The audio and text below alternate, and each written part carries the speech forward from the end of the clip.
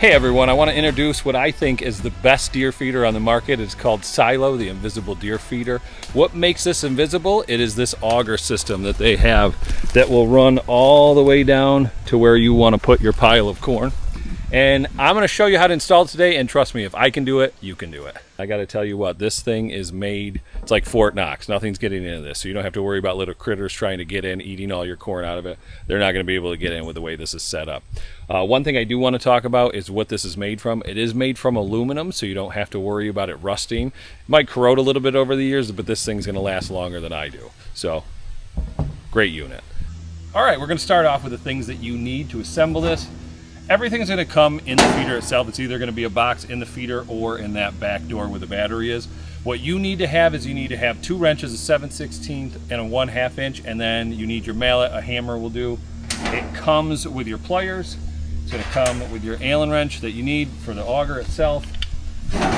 You got your U-bolt. This is for the auger support. You're going to go about halfway down and pin it in. A couple anchors for the feet of the legs. And then a hose clamp, and I'm going to show you how to hook all of this up. If you ever have to work on the motor itself or anything, which you shouldn't have to do, but you can slide this in an area beneath a door, which I'll show you, and it cuts off the corn so the corn just doesn't come out, and you can work on anything that you need. So that's what this is for. All right, one of the first things that you absolutely have to do is there's going to be this auger support. And I already put it on mine, but it's going to come on one of the back legs. It's just like as easy as this to slide on and off. It's this auger support. You have to put it on first, because if you connect this auger without it, you're going to be taking everything apart and just wasting your time. So put it on there, slide it down, and then just forget about it for now. So now we're going to install the auger, and what it is there is a door on the bottom of your unit. You can see that comes apart. I'm going to take that off. This is where you're going to need your Allen wrench, and we're going to slide the auger in here. We're going to undo a piece. We're going to take it off and put it on. I'm going to show you as we're doing that right now.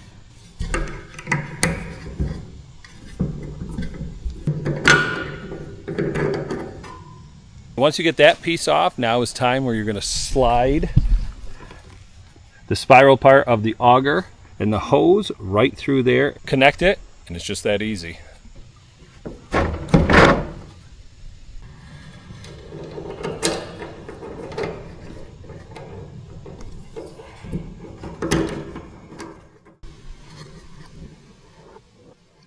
Now that you got your Allen clamp on your auger and all hooked up, now it's time to secure it down, the hose itself, with the clamp, and I'm going to show you how to do it right now.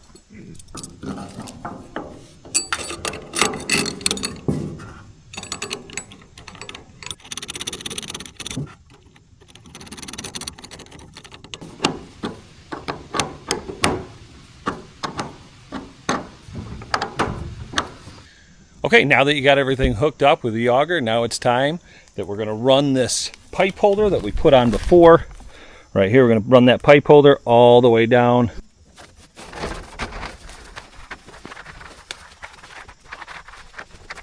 Now it's time for you to want to push it into your desired level. Some people like it up high. I'm going to have it a little bit lower. So I'm just going to shove this in for now. So your hammer or mallet comes in.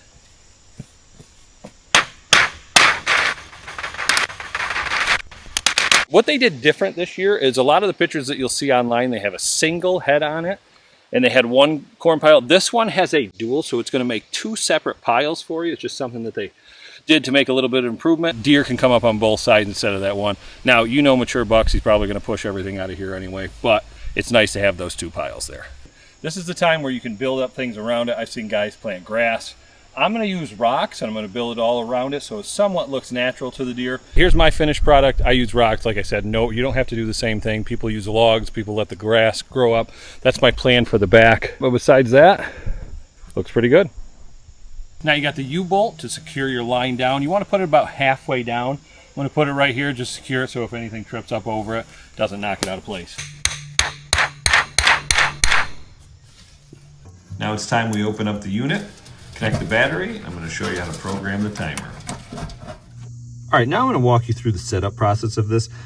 As you can see, the timer's velcroed to the back. I'm going to reach and grab that real quick, and you can bring it right out.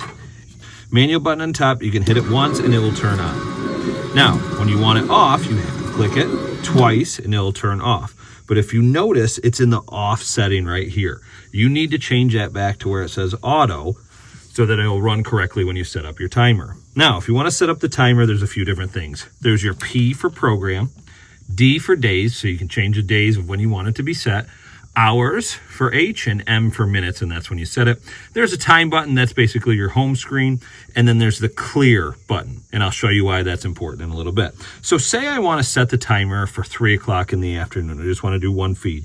You hit program, and it'll go to 1, and you will see it says on. So this is the time that you're setting for the motor to turn on. So I'm going to want to set it for, I just did minutes, and hit clear. Go to 15 because it is in military time, so I want it at 3 o'clock. So I set it for 15. There, that's going to turn on at 3 o'clock. Now, you want to hit program again, and it's going to switch to off. This is going to tell us when to turn it off. So I'm going to run mine for 9 minutes. And when you run it for 9 minutes, it does 2.5 pounds of corn each minute. So I'm going to dump about 22.5 pounds of corn during these 9 minutes for an evening hunt. If you want, you can hit second, and then it'll go to number 2. There's multiple settings. You can have 3, 4, 5 different feed settings if you really want to. Now, say you messed up. Say you didn't want to do it at 3 anymore. All you have to do is you have to go back to where it's the home button. You hit program, and it goes to your first time.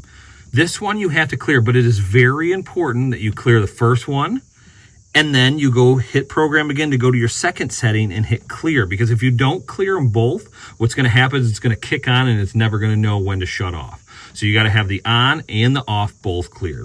Now I'm going to put it back to 3 o'clock. So you hit program, go up for your hours. I'm going to go to 15 because once again, that's military time. There, I've got it set it for 15, if you can see that. That's telling it when to turn on. I hit program again, so it says now 1 off in the corner there, and now I hit my minutes, and I'm going to go to 9 minutes. And then when I do that, all I have to do is hit the timer or the home button, and it is set. Now it'll go off from 3 o'clock to 3:09 and dump corn. Now you're all done, so just put the cap back on and put it back.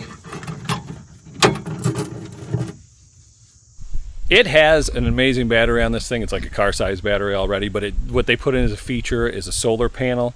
Now, you want to face this basically where you're getting the most sun. I'm in a pretty dense area, but it's still collecting those UV rays, and I don't think I'm going to have a problem with it all year. Now that the timers are all set, it's time to fill up the hopper with some shelled corn. I know this unit works well with KBO Crunch, Whitetail Classic, Big Time, Buck Fuel, but please do not mix any fine minerals in this or heavy molasses.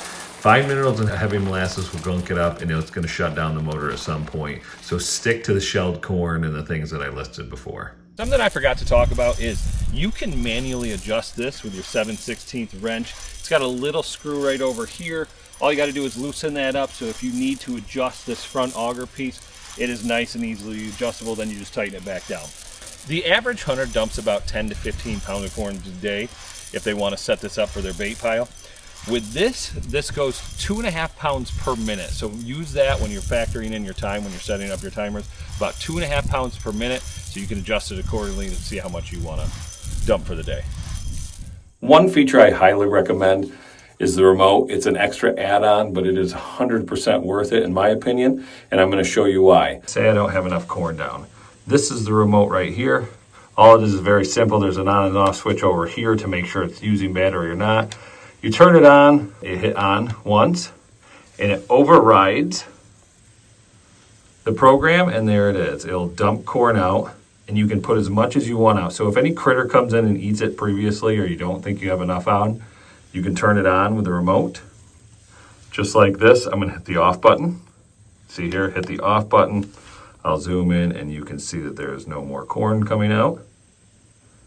It's just one of those great add-ons. You don't have to have it, but in my opinion, I think it's well worth the extra money. All right, now that this bad boy is all set up, I couldn't be happier.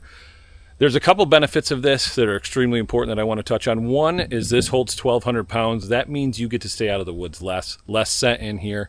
The less you have to be in here, the more those mature bucks are definitely not going to key on to you. Number two is the corn stays on the ground. It's not in a feeder. Those deer acclimate very quick to it, and they don't have to come up and they don't trust something that they can't see before and trying to eat out of that feeder. They might not trust it. It's happened to me in the past with other feeders. That's why I've gotten rid of them and kept dumping it on the ground. And that leads me to my third benefit, and it's cost efficient. This thing will pay for itself in a little over 2 years with the corn that you're saving. Now, me personally, I used to dump probably 150 pounds every few days of corn on the ground, which would 90% of that, I would say, would go to the raccoons. They sit there all night on it. This I can program to put out 20 pounds, condition the deer. They got to come early. Yes, the coons are going to come up and get some of it, but they don't have that free range on a whole 150 pounds that I used to dump. It's only 20 pounds a night, and I get to regulate, by seeing what the trail camera is showing me how much, and if I want to dump more, I can dump more. If I want to dump less, I can dump less. So those are the 3 biggest benefits I see. I'm going to be making future videos showing how long it takes the deer to acclimate in. I'll be sitting in my blind doing a little bit of summer scouting, so watch out for shorts on that. And I'll give you guys an update every few months on what I'm thinking about this.